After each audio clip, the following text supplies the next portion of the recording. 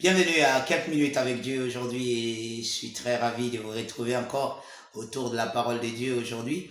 Alors, aujourd'hui, j'aimerais aussi vous encourager à aimer, désirer voir les autres être sauvés. Désirer voir les autres recevoir le salut de Jésus-Christ. Vous savez, dans le livre des Actes, le chapitre 4 et le verset 12, la Bible dit, il n'y a aucun autre nom sous le ciel qui a été donné parmi les hommes. Donc il parle de toute la terre. Il dit parmi les hommes, sous les cieux. Il n'y a pas d'autre nom, à part le nom du Seigneur Jésus qui peut donner la vie éternelle. Aujourd'hui, nous pouvons trouver des gens qui ne connaissent pas le Seigneur Jésus. Même si les gens connaissent l'Église, même si les gens connaissent des chrétiens, on peut vous connaître comme étant un chrétien. Il peut ne pas connaître ce que vous avez reçu. Pour beaucoup de gens, c'est que nous sommes juste un groupe de religieux, un groupe, une religion parmi tant d'autres. Pour beaucoup de gens, ils ne comprennent pas. Quelquefois, avec la science ou bien le développement de certaines sciences, sans connaître la parole de Dieu, on leur fait savoir que la parole de Dieu ou bien la religion, on leur fait savoir que c'est la religion et que chacun peut choisir, chacun peut ne pas choisir. Ce sont des informations que les gens ont. Quelquefois autour de vous, les gens ont ce genre de conscience, mais ils n'ont pas réellement appris ou entendu l'évangile de Christ. Votre désir de voir les gens recevoir le salut peut vous aider, n'est-ce pas, à leur communiquer l'évangile. Il est important que nous ayons cette compassion dans notre cœur.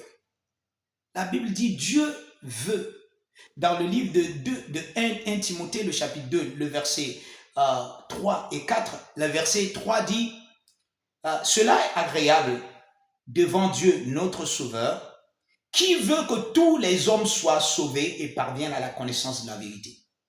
Ça, c'est le verset 4. Dieu veut que tous les hommes soient sauvés et parviennent à la connaissance de la vérité. Quelqu'un peut dire, pourquoi si Dieu veut que tous les hommes soient sauvés, il fait comme ça d'un coup et puis tous les hommes ne peuvent pas être sauvés? Pourquoi est-ce que si Jésus veut que tous les hommes soient sauvés, est-ce qu'il peut juste changer le cœur des hommes? Non, c'est pas comme ça. Dieu lui-même, il se soumet à son principe.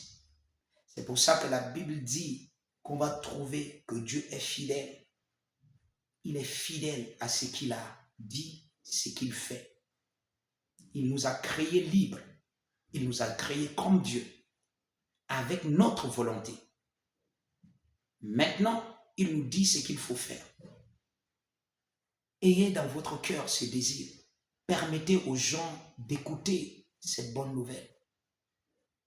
Vous voyez, quelquefois, les hommes, à cause de ce qui se passe, sont limités dans leur amour pour les autres. Peut-être que vous pouvez travailler avec des gens et peut-être que vous pouvez vous dire que, ok, ils sont d'une race qui oppresse les autres, ils sont d'une famille qui fait mal aux autres. Non. Ayez dans votre cœur les sentiments qui étaient en Jésus-Christ. C'est comme ça que vous êtes des fils de Dieu. L'amour se manifeste en vous. Et cet amour, n'est-ce pas, vous amène à vouloir voir ces personnes être sauvées. Sauvées de la mort éternelle. Ce n'est pas seulement sauver de ce qui se passe ici, mais sauver pour l'éternité. Vous allez accomplir la volonté de Dieu. Ayez dans votre cœur. Cela va vous amener à prier pour ces personnes. Si vous travaillez avec des gens, la première chose à faire, si vous pensez que vous ne pouvez pas directement leur parler, la première chose à faire, c'est de commencer, n'est-ce pas, par prier pour ces personnes. Et sincèrement prier pour ces personnes. C'est peut-être vos collègues du travail, priez pour eux. Ils ont un mauvais comportement, priez pour eux. Et dans vos lieux de prière, vous pouvez vraiment combattre pour eux, pour leurs âmes, afin qu'ils soient réellement sauvés. Et s'ils ont, par exemple, s'ils sont des chrétiens, mais ils n'ont pas un bon comportement, vous pouvez aussi prier pour cela. vous pouvez effectuer des changements dans votre lieu de prière. Ayez un cœur qui aime voir les autres être sauvés. Écoutez, en tant que chrétien, vous ne devez pas penser comme tout le monde. Pensez comme Dieu. Vous devez aimer tout le monde, comme Dieu a aimé tout le monde. Peut-être quelquefois, vous pouvez dire, ok, pasteur, mais il y a des gens comme ça qui me veulent. Jésus a dit, aimez vos ennemis. Et en faisant cela, vous allez marcher dans les traits, n'est-ce pas, de la parole de Dieu. Et vous allez voir la gloire qui va émaner de cela.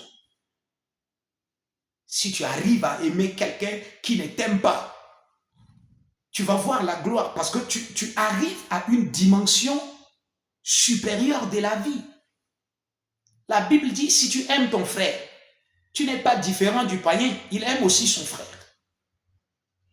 Qu'est-ce que toi, en tant qu'enfant de Dieu, qui est un être supérieur, peut faire de plus que ça? C'est ce que Jésus disait, c'est ce qu'il expliquait. Et quand tu fais cela, tu marches dans cela. Tu commences par prier pour les autorités qui font du mal, mais tu commences par prier pour que Dieu garde leur famille, Dieu les protège, Dieu les garde en paix, les conduit jusqu'au salut. Vous commencez par agir à un niveau supérieur. Et cela n'a pas seulement d'effet dans la vie de ceux pour qui vous agissez, mais ça commence d'abord avec vous. Cela produit des résultats dans votre vie parce que vous vivez à une dimension supérieure. S'il vous plaît, aimez les autres, aimez voir les autres. Quand vous voyez vos collègues, aimez les voir être sauvés. Essayez de les voir dans la perspective de Dieu.